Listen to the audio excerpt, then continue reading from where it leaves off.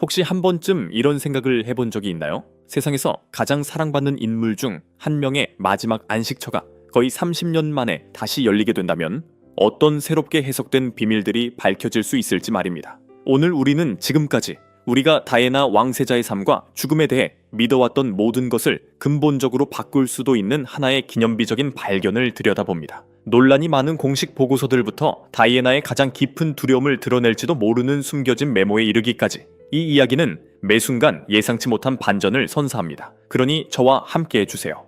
27년이 지난 후 마침내 국민의 왕세자비의 무덤이 다시 열렸을 때 드러난 충격적인 발견들을 함께 파헤쳐 보겠습니다.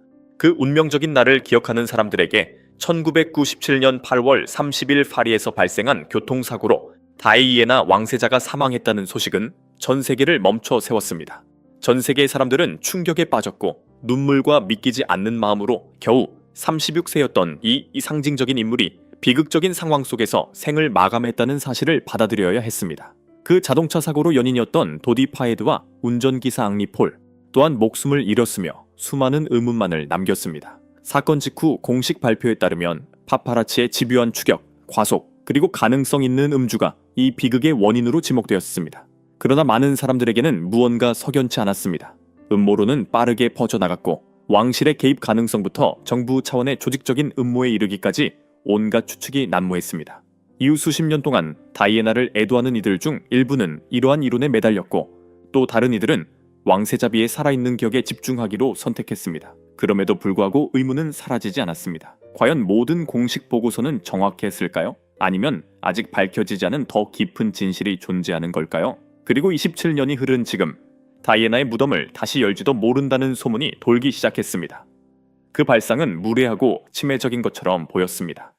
그러나 비공개로 독립적인 법의학 전문가 팀이 조용히 논의를 진행하고 있었습니다. 법과학의 발전은 1997년 당시에는 거의 감지할 수 없었던 세부 사항들을 밝혀낼 수 있는 가능성을 열어주었습니다. 새로운 기술은 이전에 진단되지 않았던 질병을 발견하고 미세한 수준에서 뼈의 손상을 분석하며 특정 독성 물질의 존재를 놀라운 정확도로 검출할 수 있었습니다.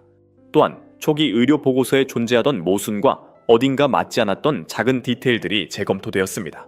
단순한 호기심으로 시작된 일이 점차 진정한 우려로 바뀌었습니다. 마침내 극소수만이 알고 있는 비밀 작전에 대한 허가가 내려졌습니다.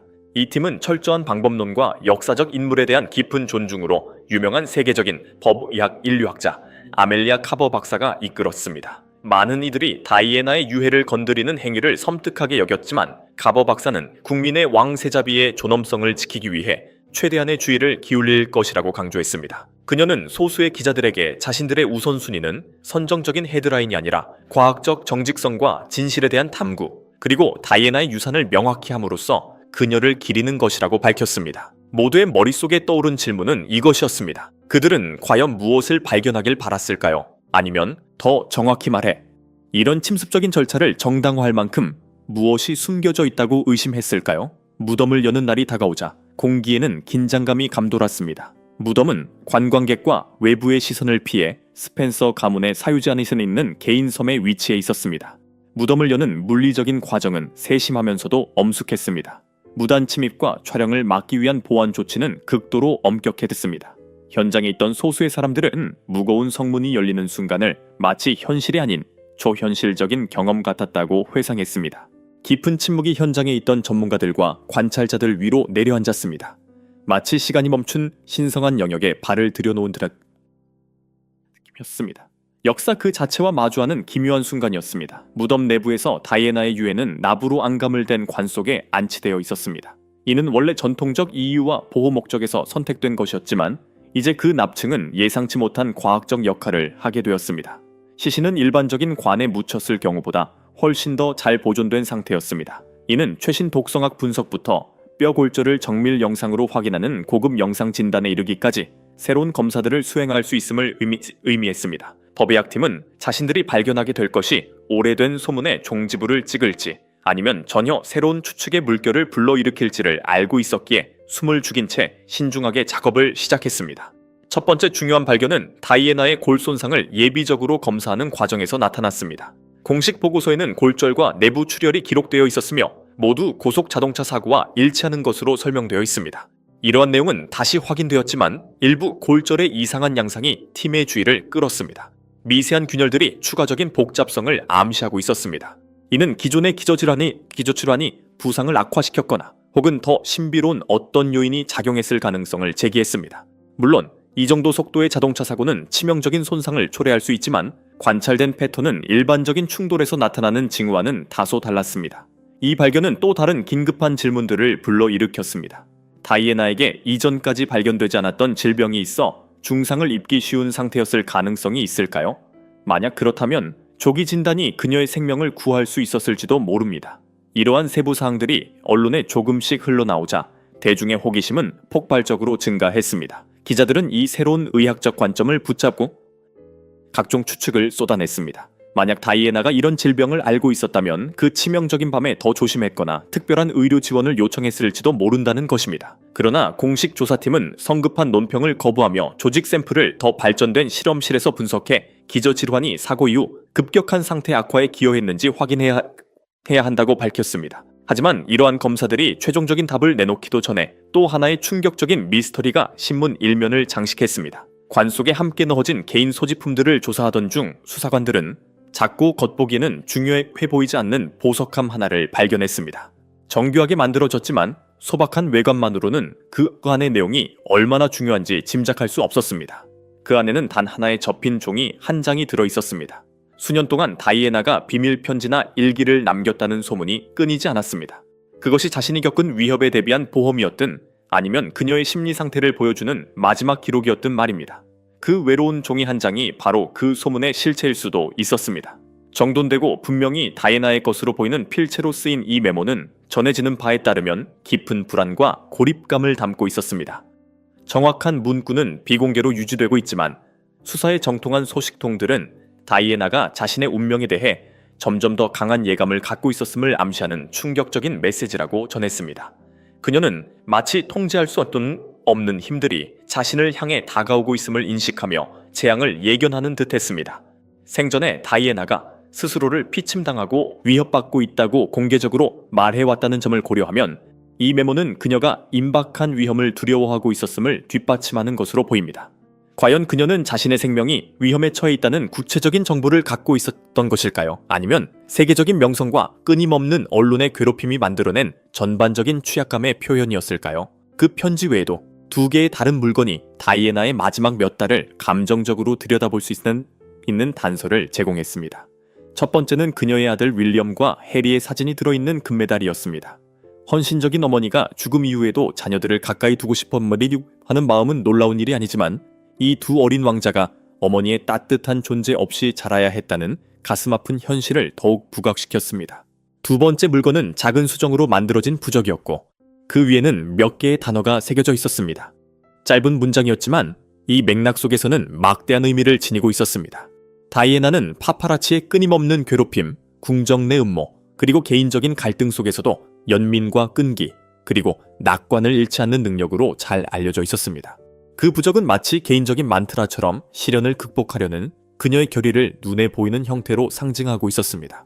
또 하나의 뜻밖의 반전은 법의학 전문가들이 관 속에 놓인 물건들의 배치가 일반적인 관행과 다르다는 사실을 알아차리면서 드러났습니다. 보통은 고인과 함께 묻히는 물품들이 문화적 혹은 가족적 전통을 반영하여 일정한 방식으로 배치됩니다. 그러나 이 경우에는 일부 물건들이 전략적으로 배치된 듯 보였고 마치 연출된 장면의 일부처럼 느껴졌습니다. 이 관찰은 즉각적인 의문을 불러일으켰습니다. 혹시 장례 이후 누군가가 현장에 개입했을까요? 그렇다면 무엇을 숨기려 했던 것일까요? 아니면 반대로 무엇을 드러내려 했던 것일까요? 일부 영향력 있는 인물들이 다이애나의 죽음에 대한 서사를 조작하기 위해 관 속 물건들을 재배치했거나 심지어 추가했을지도 모른다는 추측이 퍼지기 시작했습니다.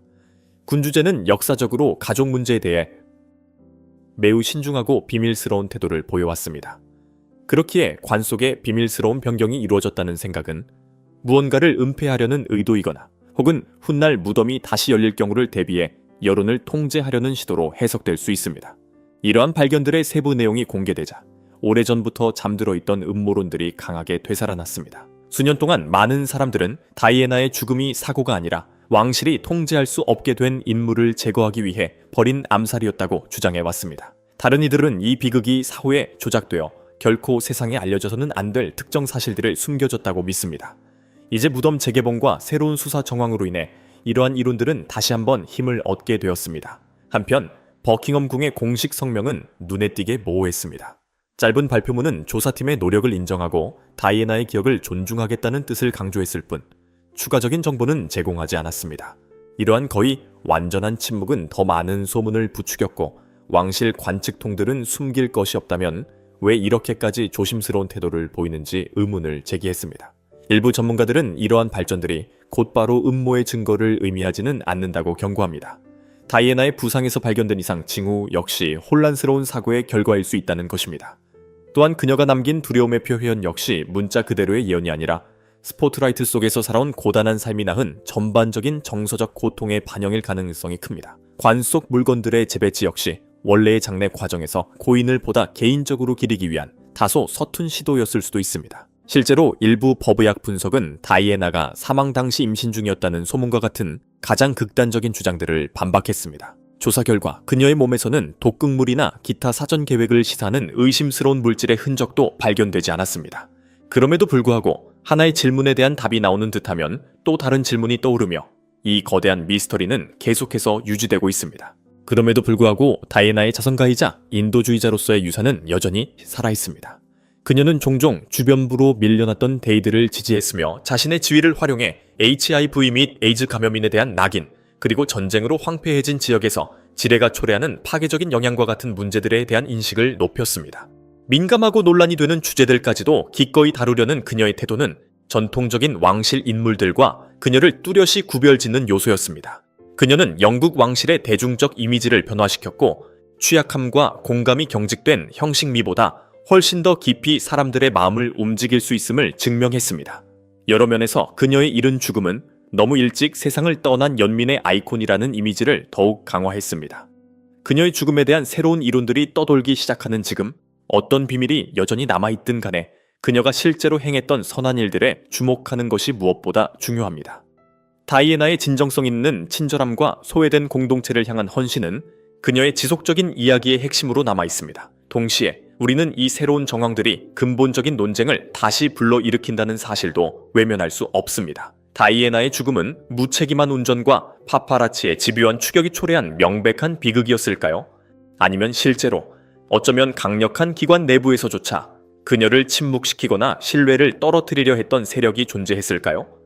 현재까지 얻어진 부분적인 답변들은 임신설이나 독살설과 같은 많은 선정적인 주장들이 근거 없다는 점을 시사합니다. 그러나 그녀의 마지막 몇 시간, 그녀가 받은 의료 처치, 그리고 그녀가 직감했을지도 모르는 어떤 것들을 둘러싼 진짜 미스터리는 여전히 남아있습니다. 이제 질문은 수사가 앞으로 어디로 향하느냐는 것입니다. 법의학팀은 필요한 샘플을 신중히 수집한 뒤 최첨단 실험실에서 분석을 계속할 것입니다. 방사선학, 병리학, 그리고 디지털 재구성 전문가들까지 참여해 현재의 결과를 1997년 부검 보고서와 비교할 예정입니다. 어떤 차이점이든 목록화되고 분석되며 필요하다면 독립위원회에 공유되어 재검토를 받게 될 것입니다. 하지만 아무리 발전한 과학이라 해도 한계는 존재합니다. 일부 답은 기밀 인터뷰나 공개될 수 없는 암호화된 문서에 의존해야 하기에 영원히 밝혀지지 않을 수도 있습니다. 다이애나를 사랑했던 사람들에게 이 새로운 발견들은 양날의 검이 될 수 있습니다. 한편으로는 명확성을 가져오는 모든 정보가 환영받을 것입니다. 그러나 다른 한편으로는 그녀의 유해가 다시 조사되고 분석되었다는 사실 자체가 그녀가 평생 갈망했던 사생활을 끝내 누리지 못했다는 고통스러운 상기일 수도 있습니다. 관 속에 놓인 물건들의 섬세한 배치는 그녀의 삶이 처했던 취약한 상황을 상징하는 분명한 은유가 됩니다. 그녀는 언제나 감시받았고 언제나 추측의 대상이었습니다. 음모론을 믿든 믿지 않든 그녀의 죽음을 둘러싼 상황의 복잡성은 부정할 수 없습니다. 개인적인 요소, 정치적인 요소, 그리고 선정적인 요소들이 서로 얽혀 있습니다. 결국 가장 강렬하게 남는 것은 특권적인 지위에도 불구하고 진정한 친절함과 취약함으로 수백만 사람의 마음을 움직일 수 있었던 한 여성의 모습입니다. 바로 이러한 공감과 진정성이 세상이 그녀의 이야기를 놓지 못하는 이유입니다. 어쩌면 이것이 다이애나의 진정한 유산일지도 모릅니다. 황금 궁전에서 사는 사람들조차도 두려움과 고립 그리고 고통을 느낄 수 있다는 우리의 공통된 인간성을 일깨워주는 유산 말입니다. 법의학 전문가들이 이 조사를 마치고 우리가 새로운 발견이나 해명을 기다리는 동안에도 한 가지 사실만큼은 분명합니다. 다이애나의 영향력은 그녀가 지원했던 수많은 자선단체와 인도주의적 활동 속에서 지금도 살아숨 쉬고 있습니다. 그렇다면 다이애나 왕세자비의 무덤이 다시 열리면서 드러난 충격적인 발견들은 겉보기 뒤에 무언가 음산한 진실이 숨어 있었다는 것을 입증하기에 충분했을까요? 아니면 우리가 오랫동안 맞추려 애써 온 퍼즐의 마지막 조각들에 불과한 것일까요? 이 퍼즐은 고통과 영웅성을 동시에 담고 있으며 역사상 가장 매혹적인 인물 중 한 사람의 이야기를 더욱 깊게 만듭니다. 우리가 새로운 폭로의 문턱에 서 있는 지금, 진실은 어쩌면 복합적인 형태일지도 모릅니다. 개인적인 취약성이 더해진 비극적인 사고, 그리고 다이애나의 삶을 둘러싸고 끊임없이 소용돌이쳤던 소문과 음모가 그 위를 덮고 있는 모습일 수 있습니다. 여러분은 이러한 불안한 발견들에 대해 어떻게 생각하시나요?